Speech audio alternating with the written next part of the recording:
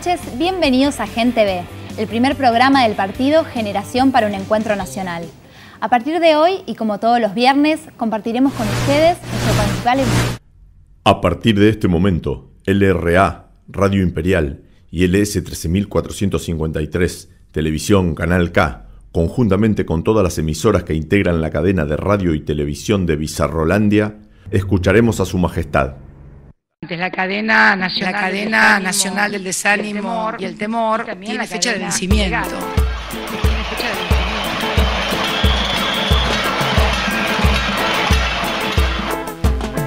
Que se meta la cacerola del orto.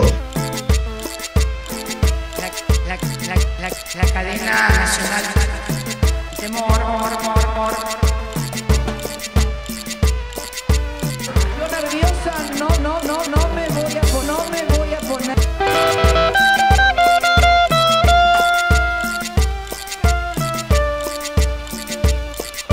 Por favor, los de la corneta, que dejen hablar. Juntos intentaremos analizar no solamente los hechos que vienen sucediendo en el país, sino fundamentalmente conocer las causas y los factores para entender lo que nos está pasando.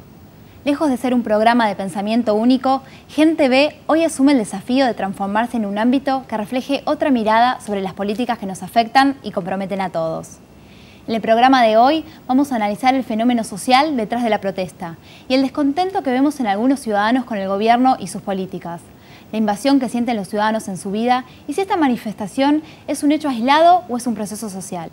Es por eso que hoy entrevistamos a la socióloga e investigadora del CONICET, Liliana de Riz, al profesor de la UBA y sociólogo Ricardo Sidicaro, al consultor político Jorge Giacobbe, y hoy nos acompaña en piso Margarita Stolbizer, diputada nacional y líder de este espacio.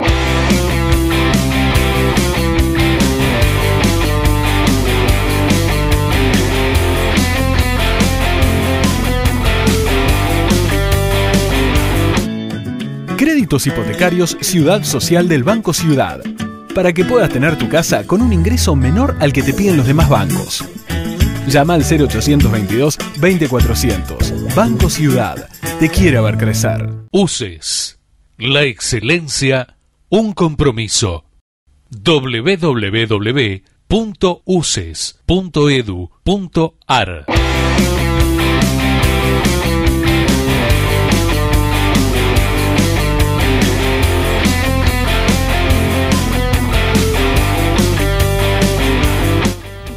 Margarita Stolbizer, ella es diputada nacional y principal referente del GEN. Margarita, muy buenas noches, muchísimas gracias por acompañarnos en este primer programa. Felicitaciones por el programa y muchas gracias. Muchas gracias. Bueno, te cuento que este primer programa, y le cuento a toda la audiencia, que estamos analizando el fenómeno social detrás de la protesta. Notamos que la gente está un poco irritada, está descontenta con el gobierno o con algunas de sus políticas. ¿Qué te parece? En realidad lo primero que deberíamos preguntarnos es si hay razón o justificación para la protesta, ¿no? Y me parece que más allá del episodio ocurrido con esa movilización del 13 de septiembre, los episodios de esta semana nos llevan a la afirmación de que realmente hay razones para el enojo y la indignación.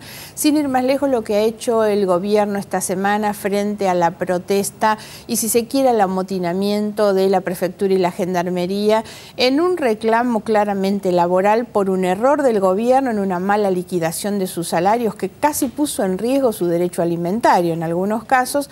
El gobierno, atrás de eso, lo que sale a hacer es un sobredimensionamiento del conflicto con denuncias de desestabilización para denunciar sus propios errores y su propia impericia. Y esto es una práctica corriente de un gobierno que niega la realidad y que echa siempre culpas a los demás. Entonces estas cosas también exacerban el enojo. Ha sido una semana marcada además por la desaparición de un testigo en un juicio clave realmente, donde se investiga una muerte, y creo que también hay una demanda de justicia muy fuerte atrás de ese reclamo, de esa indignación y de esa manifestación social. Por eso entrevistamos a Liliana de Riz, socióloga, y a ella le preguntamos cuáles son las demandas de la sociedad detrás de la protesta. Veamos este primer informe.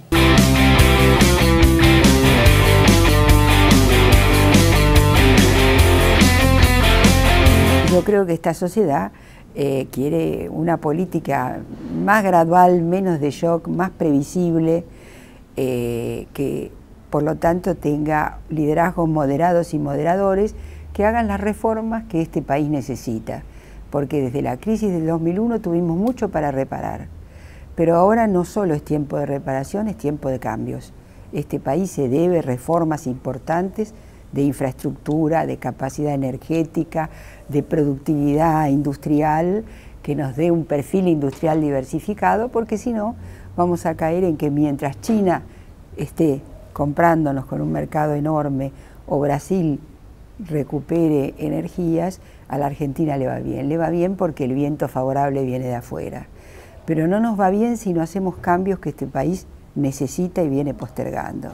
Es injusto decir que el origen social de aquellos que van a Miami es el responsable de cómo la gente opina. Creo que es muy infeliz esa observación y creo que ha irritado mucho más aún a aquellos que se sintieron ofendidos por la descalificación por origen social, porque hay un fenómeno curioso en esta política: descalifican como si aquellos que tienen un mejor pasar no estuvieran autorizados a opinar, porque la presidenta es la abanderada de los humildes, que son los que apenas la pasan.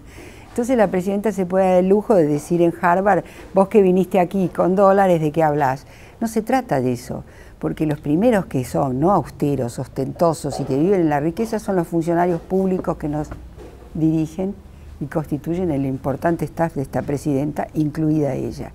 Entonces, apelar a la idea de que aquellos que tienen no pueden protestar porque hay los que no tienen, es una polarización entre tener y no tener, entre ser el pueblo y no ser el pueblo, entre opinar como la presidenta o ser un destituyente. Yo creo que esa lógica binaria, arcaica, no puede más contener a esta sociedad. Todas esas experiencias que cada tanto reaparecen en distintas formas terminan muy mal porque son experiencias autoritarias.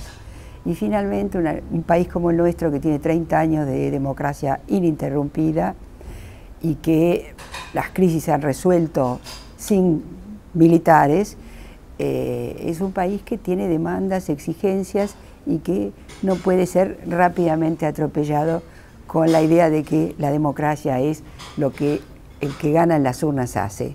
La democracia es, además, el respeto a la minoría, la negociación y los consensos para producir políticas para todos.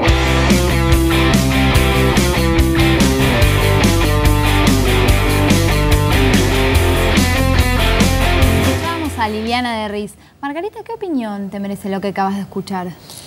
Hay una correcta caracterización del gobierno y de la protesta, por supuesto, ¿no? Porque lo que nosotros vemos es esta tendencia permanente a descalificar al que piensa distinto.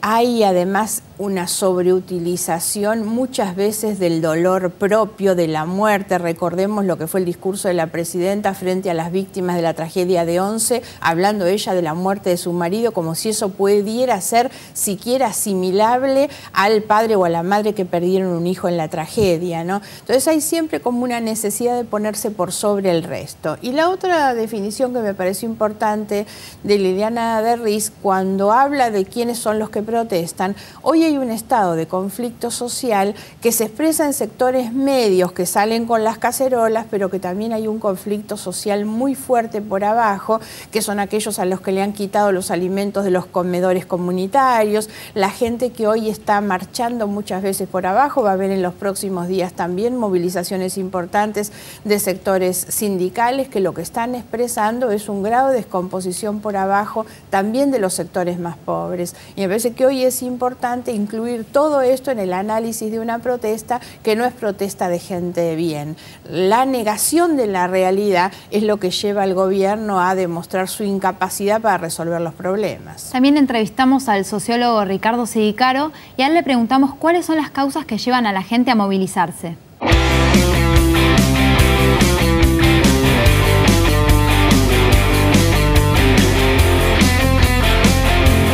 Las personas que se movilizan por causas distintas, pero que en última instancia convergen en el criterio de que como no tienen una representación, se autorrepresentan, salen ellos mismos a la calle a expresar cuestiones que quizás no son compatibles entre sí, pero que tienen que ver con la idea de que no se encuentran representados y que creen que hay una cuestión indignante, digamos, para decirlo con una palabra que se ha puesto de moda, y se expresan de esta forma. Ahora, no terminan, tienen efectos políticos, pero no terminan de ser verdaderas movilizaciones políticas. Este desamparo que existe en la sociedad tiene una mezcla de indignación, temor, una situación que no da como para creer que pueda ser el germen de un movimiento político. Y hay gente preocupada por lo público. Hoy es gente que sabe que lo que pasa con lo público va a incidir sobre sus intereses personales.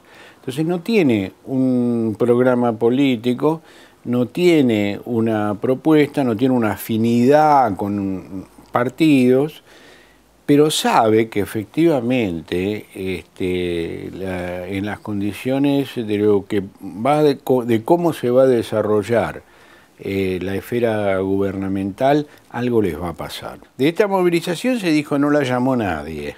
Algunas veces hubo movilizaciones que la llamaba alguien.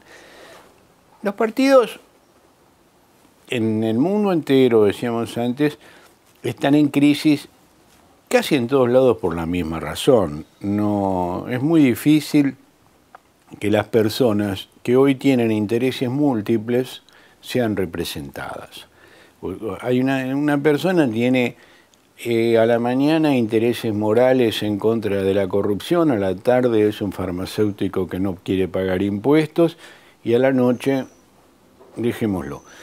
Ese sujeto múltiple, más bien que es casi irrepresentable, porque no sé si lo voy a poder representar a la mañana o a la tarde o a la noche. Los tipos de otras épocas eran muchísimo más encuadrados, creían en una serie de cosas mucho más coherentes. Existieron más o menos hasta el último tercio del siglo XX. Desde el último tercio del siglo XX, la sociedad es muchísimo más heterogénea y las subjetividades de las personas son muchísimo más heterogéneas y contradictorias. Quieren más educación y no quieren pagar impuestos. Quieren más seguridad y no quieren pagar impuestos. Se dan cuenta que no hay seguridad cuando consiguieron dinero como para comprarse un automóvil y se dan cuenta que se lo roban.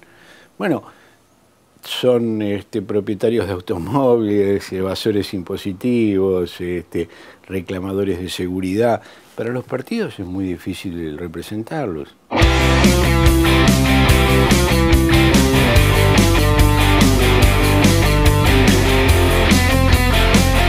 Escuchábamos al sociólogo Ricardo Sidicaro hacer una definición sobre los individuos que son difíciles de representar, sujetos múltiples. Es por eso que le vamos a preguntar a Margarita, ¿quiénes son los que protestan? ¿Por qué lo hacen? ¿Qué dicen cuando se manifiestan? Porque llevan pancartas, se preparan, ¿no es algo a veces parece pensado o no? Claro, es bastante interesante lo que dice Sidicaro, cuando en realidad él plantea los cambios. Ahora, estos cambios que hay de gente que por ahí un día demanda una cosa y otro día otra, tiene que ver con que estamos en un proceso de demanda y de cambio, porque justamente lo que la gente está expresando es al mismo tiempo indignación, enojo, pero al mismo tiempo está expresando también una demanda, y esa demanda tiene que ver con cambios. Si uno tuviera que identificar o poner una línea sobre cuáles son los temas centrales hoy, yo creo que hoy claramente, y esto lo expresan, por eso digo, sectores medios como los sectores más bajos, hay dos conflictos centrales, la inflación y la inseguridad.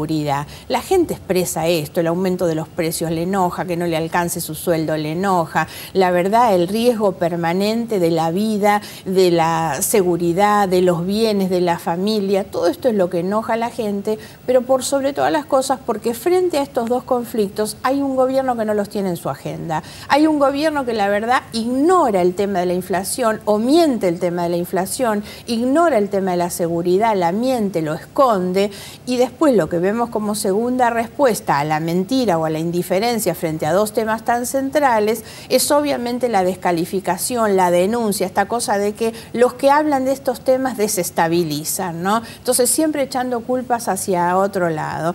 Cuando la gente se manifiesta sobre cuestiones mínimas, problemas que tienen que ver con la vida cotidiana, y lo que está haciendo es demandando una respuesta frente a eso que le está pasando. Y ese tipo de demandas me parece que hay que poder identificarlas correctamente, porque son las que hoy cruzan a toda la sociedad. Hoy el problema de que no alcanza porque me están mintiendo respecto a lo que cuestan los productos de la canasta familiar en el supermercado, o el problema gravísimo de que estoy con el corazón en la boca hasta que mi hijo llega a la madrugada, bueno, todo esto lo expresan los sectores medios y los sectores más bajos, y lo que están demandando es una respuesta que hoy no existe.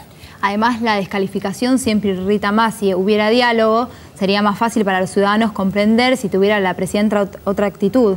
Exactamente, eso es lo que ocurrió esta semana con el problema y la rebelión de los prefectos. Primero estuvo obviamente su reclamo y su demanda laboral frente al descuento que se le había hecho en sus haberes. Pero lo cierto es que después el conflicto se agudiza cuando el gobierno no tiene mejor idea que salir a decirle que son golpistas, la verdad. Cuando eran trabajadores haciendo un reclamo estrictamente salarial. Y el gobierno esconde sus propios errores haciendo una denuncia sobre la gente. En lugar de abrir un espacio de diálogo, de reconocimiento y de reparación del error, lo primero que hace es descalificar, y eso genera lógicamente más irritación. Por eso te invito a ver, estuvimos conversando con el consultor político Jorge Giacobbe y a él le pedimos una definición sobre la clase media de nuestro país.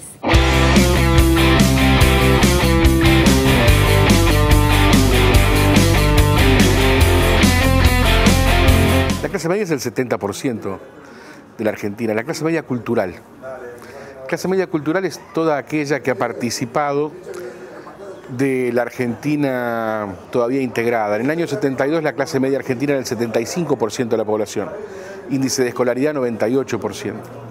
Mucho de aquello nos ha quedado como residuo, una cantidad muy importante de la Argentina tiene las formas y la cultura de aquel tiempo y vive en las condiciones pauperizadas que propone este tiempo.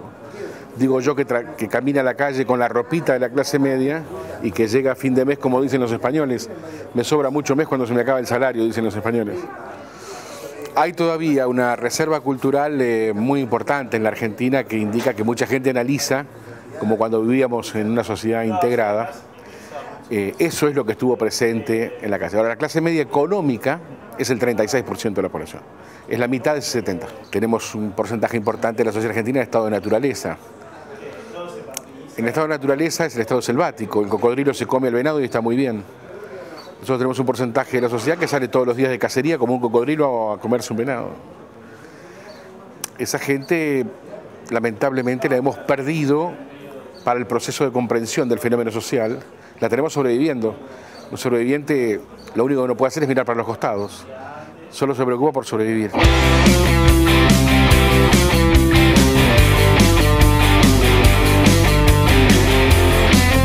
Continuamos en Gen TV, está con nosotros Margarita Stolbizer. Estábamos escuchando a Jorge Giacobbe dar una definición sobre la clase media de nuestro país.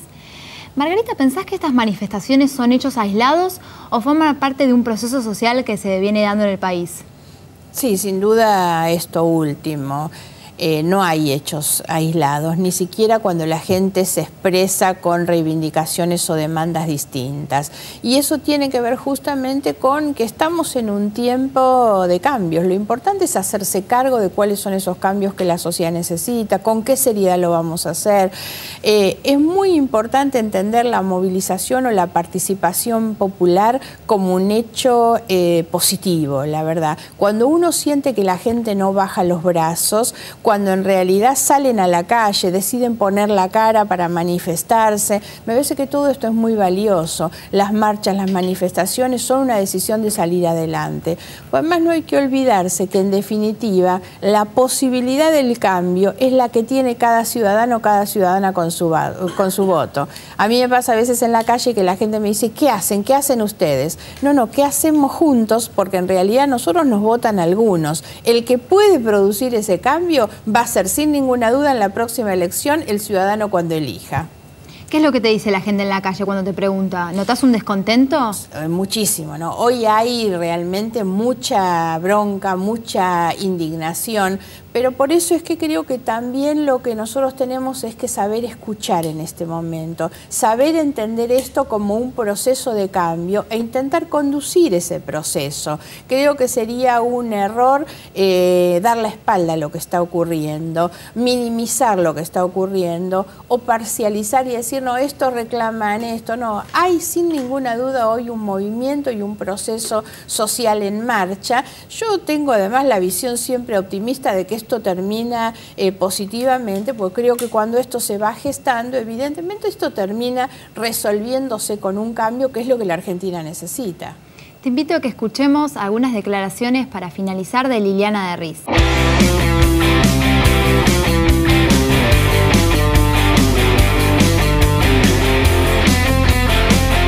El gobierno tiene dos recursos.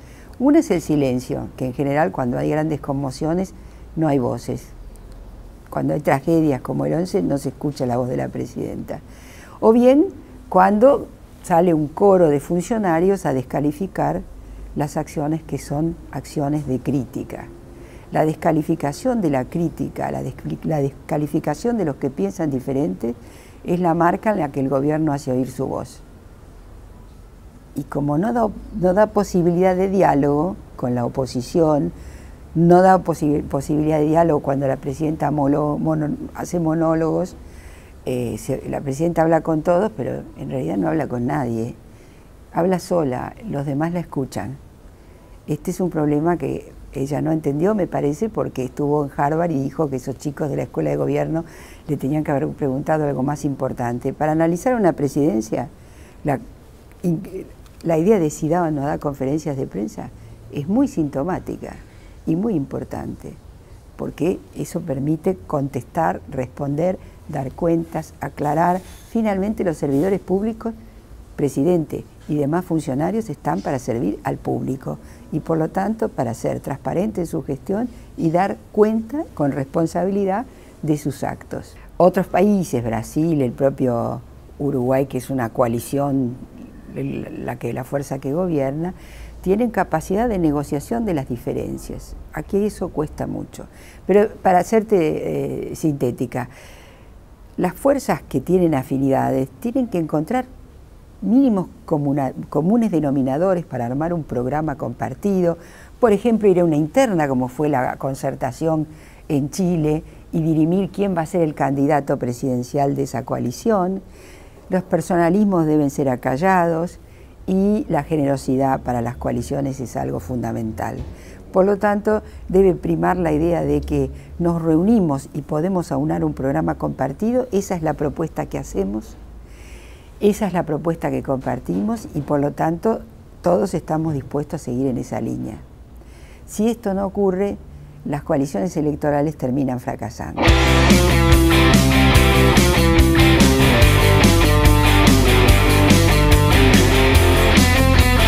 Continuamos con Gen TV, este es nuestro primer programa y hoy nos acompaña Margarita Stolbizer. Margarita, para ir finalizando, ¿qué es lo que debería hacer un partido para canalizar estas demandas de los ciudadanos, este descontento que tienen con el gobierno y con algunas de sus políticas? Primero que nada, me parece que hay que tomar todo esto y constituirse en una referencia. Hay que recuperar el valor y la importancia que tiene la representación, ¿no? El poder hablar por otro, el ser referente, referenciar, expresar. Y en ese sentido creo que lo que uno tiene que expresar o referenciar o representar es no solamente el enojo, no solamente la demanda, la reivindicación, sino que hay que también recuperar la idea de expresar una esperanza, ¿no? Lo que nosotros hacemos, la verdad es que esta es la construcción de la que viene participando el GEN, no sin dificultades. Hemos conformado ya hace más de un año un frente, el Frente Amplio Progresista.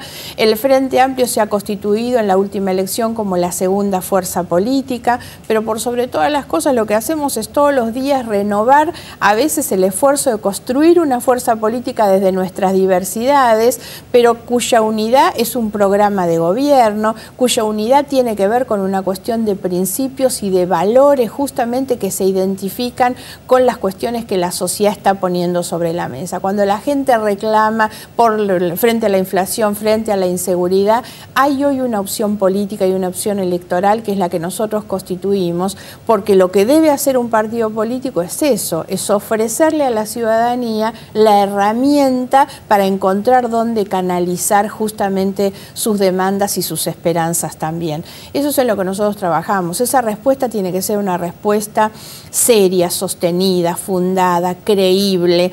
Yo vengo planteando hace mucho la necesidad de encontrar liderazgos ejemplares. El liderazgo ejemplar es el que actúa de la misma manera que habla, es el que se comporta en su vida de la misma manera en que le exige a los demás. Y me parece que estamos en un tiempo, en un proceso en el cual esa sociedad está buscando eso, está buscando liderazgos democráticos, liderazgos ejemplares, capaces de orientar un pensamiento, una definición, una conducta, una esperanza sobre todo, pero con el sostén y la seriedad que significan equipos técnicos, programas de gobierno, respuestas, no mentirle a la gente, ¿no? Porque además creo que esta es otra de las cuestiones que también a la gente le van cansando, que es permanentemente la mentira, negando los problemas que todos sabemos que tenemos, y ese es el peor camino para resolverlos. ¿No sentís que los ciudadanos están reclamando ahora más que nunca honestidad y transparencia en la gestión?